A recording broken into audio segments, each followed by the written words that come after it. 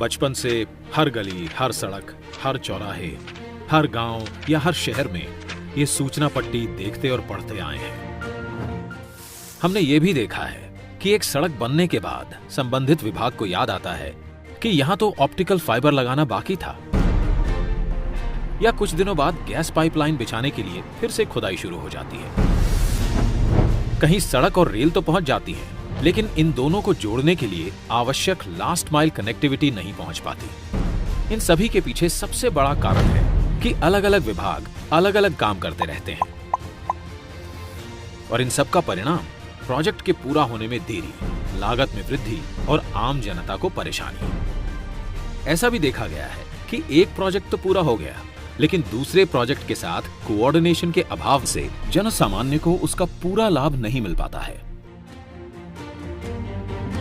आइए इसे एक उदाहरण द्वारा समझते हैं। एक फर्टिलाइजर प्लांट तो स्थापित हुआ, लेकिन उस तक गैस पाइपलाइन की व्यवस्था नहीं की गई।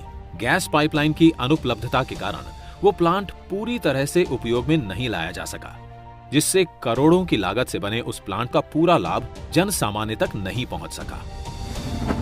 इसी प्रकार सड़क निर्माण का काम कई एजेंसियां करती हैं। जैसे प्रमुख राजमार्गों का निर्माण NHAI करती है। इसके बाद आगे की सड़क का निर्माण राज्य PWD करती है। दूर दराज के गांवों की सड़कें प्रधानमंत्री ग्राम सड़क योजना के अंतर्गत बनती हैं, और सीमावर्ती क्षेत्रों में सड़कें बॉर्डर रोड ऑर्गेनाइजेशन BRO बनाती है। किसी भी एक विभाग के मध्य कोऑर्डिनेशन के अभाव से लोगों तक सड़कों का पूरा लाभ नहीं पहुंच पाता। सरकार ने देखा कि इंटर डिपार्टमेंटल कोऑर्डिनेशन के अभाव से प्रोजेक्ट कंप्लीशन में बहुत विलंब होता आया है। सरकार के अलग अलग विभागों ने अपने सिस्टम को किया फास्ट ट्रैक। पिछले 7 सालों में माननीय प्रधानमंत्री श्री नरेंद्र मोदी जी के नेतृत्व में तमाम ऐसे प्रोजेक्ट्स बने हैं जिसमें सारे विभागों ने समन्वय के साथ काम किया, जिससे बड़े अच्छे परिणाम आए। जैसे कि रेल मंत्रालय ने कॉमन ड्राइंग अप्रूवल सिस्टम का गठन किया और उसे भी कर दिया ऑनलाइन, जिससे सारे अप्रूवल्स एक ही पोर्टल पर मिल जाएं। भारतीय रेल की इस गति से 6 महीने में मिलने वाले अप्रूवल्स अब 2 से 3 महीने में ही मिलने लगे हैं। इसी प्रकार पर्यावरणीय मंजूरियों के लिए भी 3 अलग अलग ऑनलाइन सुविधा आरंभ कर दी गई हैं, जिसके अप्रूवल्स में पहले करीब 2 साल का वक्त लगता था। अब यह अवधि घटकर महज कुछ महीनों की हो गई है।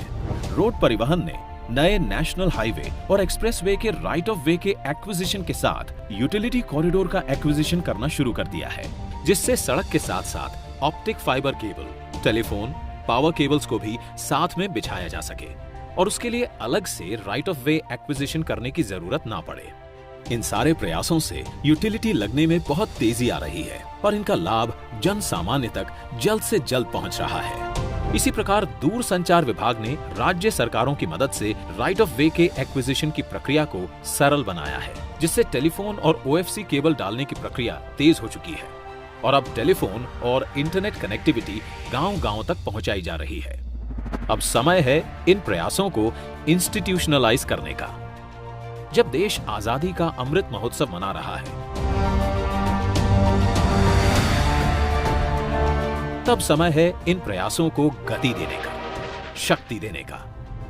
इस बार लाल किले से प्रधानमंत्री जी ने कहा, भारत को आधुनिक इंफ्रास्ट्रक्चर के साथ ही इंफ्रास्ट्रक्चर निर्माण में होलिस्टिक अप्रोच, इंटीग्रेटेड अप्रोच अपनाने की बहुत जरूरत है। आने वाले कुछ ही समय में प्रधानमंत्री गति शक्ति का नेशनल मास्टर प्लान करोड़ों देशवासियों को सपना करने वाली एक बहुत बड़ी योजना लेकर के हम आपके सामने आने वाले हैं। लाखों नौजवानों के लिए रोजगार के नए अवसर लेकर के आने वाली है। विकास में गति की नई इंटीग्रेटेड और होलिस्टिक अप्रोच की शक्ति, यानी कि प्रधानमंत्री गति शक्ति, national master plan for multi modal connectivity. इसके अंतर्गत इसरो द्वारा विकसित BISAG-N इंटीग्रेटेड पोर्टल पर 16 मंत्रालयों को जोड़ने वाले 200 से ज्यादा लेयर्स काम कर रहे हैं, जिससे सभी विभागों को एक दूसरे के काम की मिलेगी विजिबिलिटी। PM गति शक्ति योजना द्वारा रेल, रोड, पोर्ट और सिविल एविएशन सभी आ जाएंगे एक बड़े अम्ब्रेला प्लान के तहत। अब पोर्टल के माध्यम से किसी भी विकास एवं निर्माण कार्य में सभी स्टेक होल्डर्स के बीच समन्वय होगा, जिसके तहत एक ऐसी व्यवस्था बनाई गई है कि सभी ग्रुप में एक साथ बैठकर बेहतर प्लानिंग कर सकेंगे।